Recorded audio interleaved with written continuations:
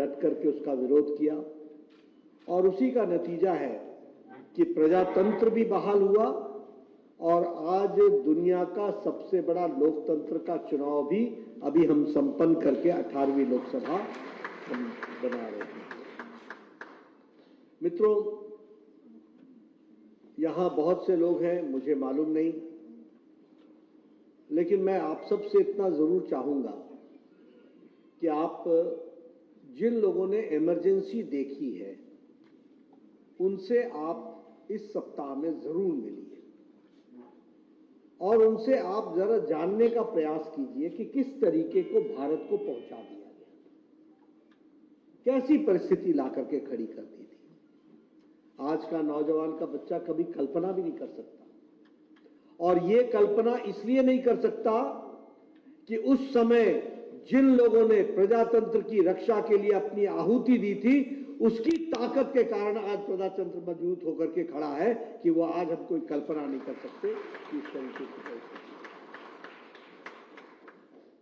मैं जब इस बात को कहता हूं तो आपको इस बात को भी ध्यान में लाना चाहता हूं कि आज 50 साल हो गए हैं, 50 इयर्स, 50वां साल है जब हमने इमरजेंसी के दुर्दिन देखे थे। आप कल्पना नहीं कर सकते हैं, एक रात में 9,000 लोगों को उठा लिया गया, एक रात में। और किनको उठाया गया? कोई देश का नेता, प्रमुख नेता बचा नहीं था।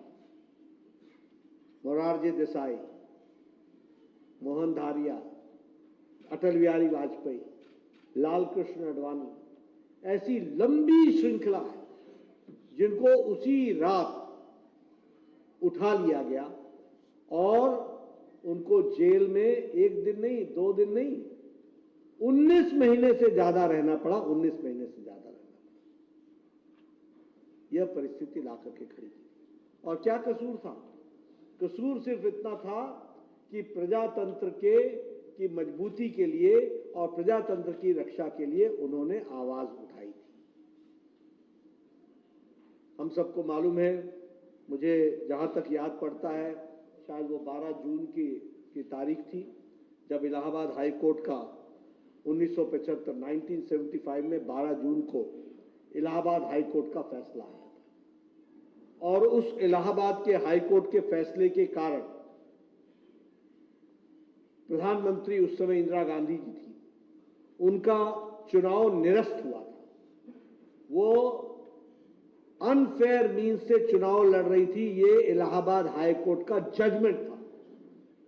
आप सोच सकते हैं, आज हमारे नौजवान बच्चों को शायद पता नहीं होगा, हमारे नौजवानों को मालूम नहीं होगा कि प्रधानमंत्री अपने कुर्सी पर रहते हुए इंडिक्ट हुई थी इलाहाबाद हाई कोर्ट से और इलाहाबाद हाई कोर्ट ने उनके चुनाव को निरस्त किया था और यही नहीं, 6 साल तक इलेक्शन से डिबार भी किया था।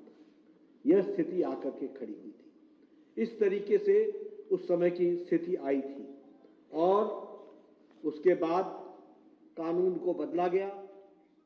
कानून को बदलने के बाद श्रीमती इंदिरा गांधी प्रधानमंत्री के रूप में मौजूद रही और ये जो लड़ाई चल रही थी, वैसे तो लगभग 1974 से शुरू हो गई थी, जयप्रकाश नारायण जी के आंदोलन के माध्यम से, जो सारे देश में प्रजातंत्र को बचाने के लिए और बेरोजगारी, भ्रष्टाचार, भाई भतीजावाद के खिलाफ जो आंदोलन चल रहा था, उस आंदोलन के माध्यम में ये जब श्रीमती इंदिरा गांधी का फैसला आया और जिस तरीके से उन्होंने संविधान को बदल करके अपनी कुर्सी की रक्षा करने का प्रयास किया, उस समय सारा देश आंदोलित हो गया, उद्वेलित हो गया और उस उद्वेलना को रोकने के लिए 25 जून की रात को श्रीमती इंदिरा गांधी ने इमरजेंसी लगाई और हजारों लोगों को उसी रात को उनको अरेस्ट कर लिया गया, जिसमें मैंने नाम आपको बताया। देश का कोई प्रमुख नेता नहीं था जो बचा हो, कोई प्रमुख नेता नहीं था।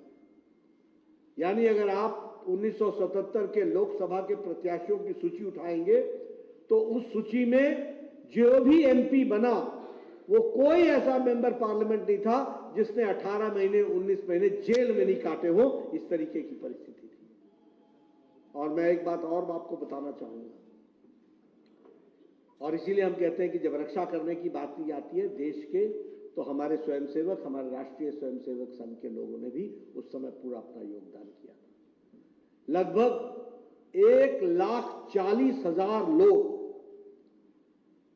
आप आंकड़े पर ध्यान दीजिएगा, 1,40,000 लोग MISA, maintenance of internal security act और defence of Indian rule DIR के तहत गिरफ्तार हुए थे। 1,40,000। और आपको जानकर के ये भी गौरवान्वित महसूस होगा कि उसमें से लगभग 75,000 से 80,000 लोग वो हमारी विचारधारा के थे।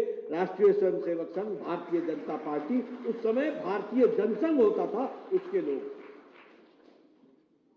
ऐसे लाखों परिवार हैं जिन्होंने अपना सर्वस्व लगा करके उस समय देश की रक्षा के लिए आए थे। और मैं एक बात और बता दूं, क्योंकि उस समय मैं